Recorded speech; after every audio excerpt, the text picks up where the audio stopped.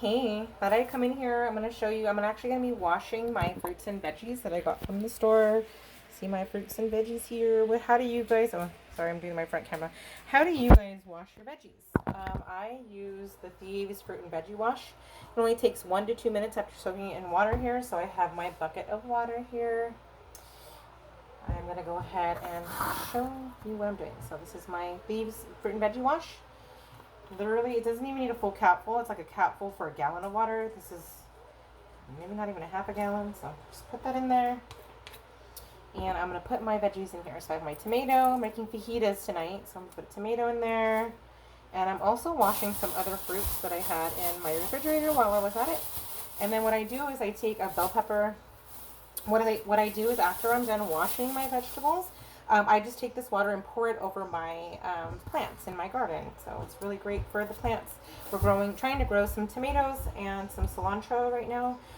So I'm gonna kind of add that. It looks like right now I can only fit these 3 things in here for a minute, and then I'm trying to throw my onion in here.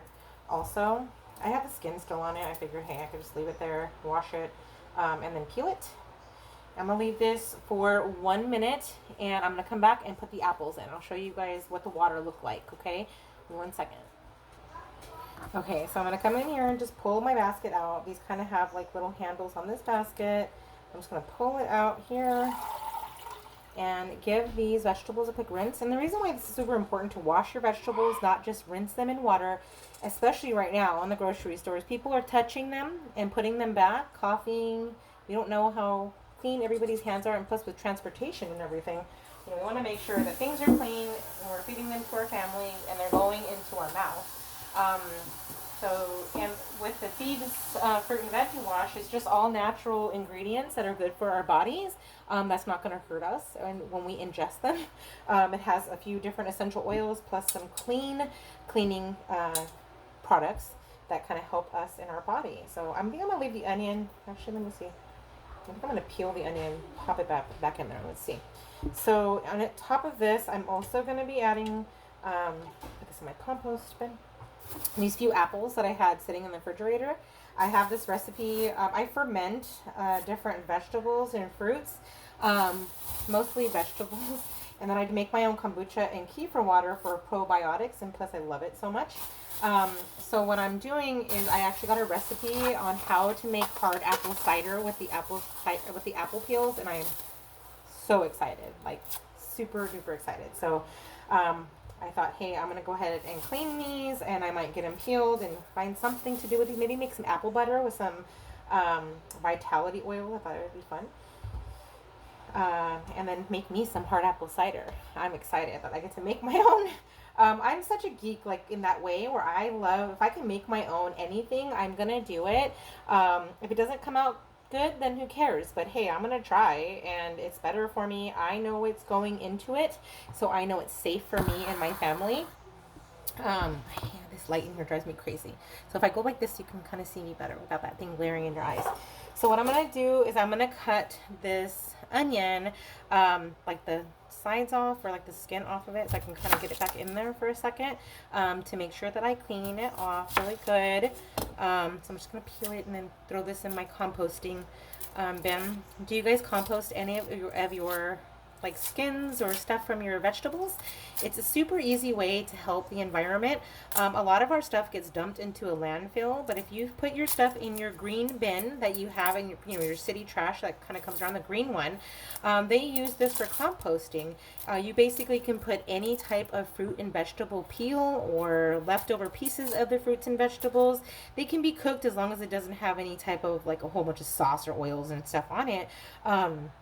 But if they're just by themselves, they're good to go. And this will go into stuff that they feed the plants in your city. In other cities, they'll give it away, things like that. So I just keep, like, I got this at Dollar Tree. And I just keep a bag in it just to keep it easy. And I just keep all of my stuff in here. Paper towels can go in here because they're just paper and they can be composted. We just throw it in the green bin once it gets full every day. I also put my coffee grounds in there also. So give me 1 more minute. I'm going to let this soak for a minute and then throw my onion back in there. And I want to show you how dirty the water is. 1 second. I thought while I was waiting for my apples to soak for a minute, for me to throw my onion in there, I thought I would come back and kind of just start chopping up my green bell pepper here. The what? Your ladder. What do you need a ladder? Ladder for what? Because my nana does not know when my ball was in that tree, in that big old tree. I don't know. Give me a minute and I'll go help you find it, okay? Okay. So, yeah, so you want to kind of, if you can help out where you can with your environment. I mean, like I said, the landfills are full anyway, so why even kind of go there, right? You can just take our stuff and compost it. Super easy. Doesn't have to be complicated. If you don't want to go through your trash and you don't want to do all that kind of stuff, hey, just throw away like the ends of things, or your banana peels, or you can't put orange in there, I don't think citrus you can compost. Sorry, I'm trying to like get this angle. But everything else, like the onion skins, the garlic papers, you know, all the garlic, like the paper around the garlic, all that kind of stuff you can kind of throw in there, which is great. And okay, so I think it's been about a minute. I'm gonna go ahead and take my apples out now and throw my onion in there. So here are my apples. Oh, that's what I was going to say. So another good reason why you want to soak your apples and soak your vegetables and your fruits is that it also takes off this wax. So if you're not, I'm not sure if you're aware or not, if you're not, you know, companies, places put wax on our fruits and vegetables to kind of help them preserve them in the transition process. As well as it makes it look pretty. They look pretty and shiny when you go to buy them at the grocery store. So there is some type of marketing when you're buying fruits and vegetables, guys. So you might want to look at that. Sometimes that's why the organic aren't as shiny, because they don't have all this extra stuff that they put on it. I'm just going to pull my apples out really quick, give them a quick rinse, and then throw my onion in there.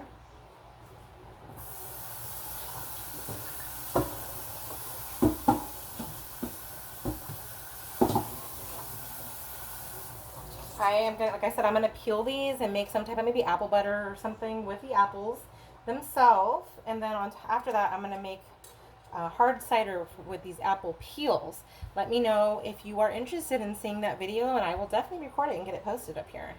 I'm always looking for new content, so if there's something you want to see me do that you're interested, yeah, just let me know, because I love doing all this stuff. I sometimes just run out of ideas. So I'm gonna take my onion and just pop it back in here for about 30 more seconds. While I'm chopping up my vegetables. So we're gonna have some fajitas. I figured I would put some bell pepper in here, onion, tomato. We have some leftover mushrooms. I thought I would throw some of those in there. Not traditional, but hey, why not? Get rid of the veggies, and they're good for us. And yeah, so that's why I thought I'd kind of get in here, making some rice and beans for my mom and Elena. I'm not sure if I'm going to make me cauliflower rice or not. We'll see. Might just make me a couple fajitas with my low-carb tortillas and call it a day. Giving the onion a few more seconds. What are you guys making for dinner tonight? Love to know. What's one of your favorite things? What do you put in your fajitas?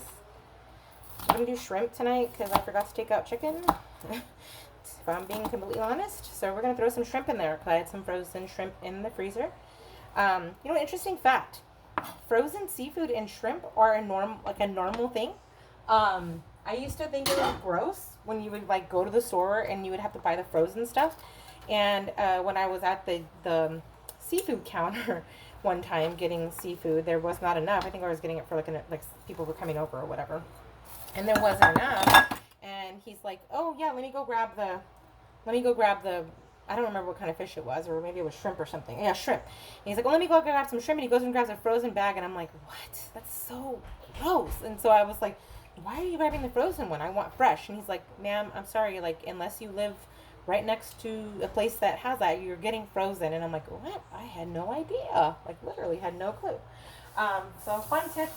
If you get the frozen kind, like literally frozen any type of fish, as long as it's well packaged, that's a normality in any type of seafood place. Like you're going to the grocery store and you think you're getting fresh, it was frozen before. So kind of just a word for the wise, unless it says not previously frozen, but everything usually is previously frozen when it comes to seafood. So anyway, I wanted to show you what the water looks like now after I've kind of had those fruits and vegetables soaking. So if you can see in here, kind of easier to see with the metal thing in there because it just kind of gives you a different color offset. But there's like a whole bunch of stuff in here. Like I can see a residue. Like I don't know if you can see that, but there's like this white waxy residue on top of the water. It's from the apples, from the skin of the apples. And like, look how dirty that water is. Okay, so I'm trying to get like the shadow away from it, but look how dirty the water is. And that's just, you know, the fruits and vegetables look perfectly clean. There's even a hair in there. It's so gross. So, you know, we don't really realize how dirty things are when we're getting them from the store, because we're just like, hey, like, it's fine, it's clean, just give it a quick rinse. And at least that's the way I was raised, so that's what I did. Until I actually learned, like, you really, really need to clean them. I used to use some other stuff, but it would make me kind of nervous because some of the ingredients, I had no idea what they were. And after my whole cancer thing, I just been trying to be ultra safe. I sometimes use vinegar, but I don't like the way it tastes. Like, I don't like the vinegar taste. No matter how many times I rinse it, it tastes like vinegar. So some things I don't care if I'm going to use it, that like making chicken adobo or something, I'm putting vegetables in there and it tastes like vinegar, that's fine. But if it's something that I don't want to taste like vinegar, like fajitas, I don't want to put that on there. So thank you so much for joining me today. What is one of your favorite things that you learned, and what do you use to clean your fruits and vegetables? Have a great day. Bye.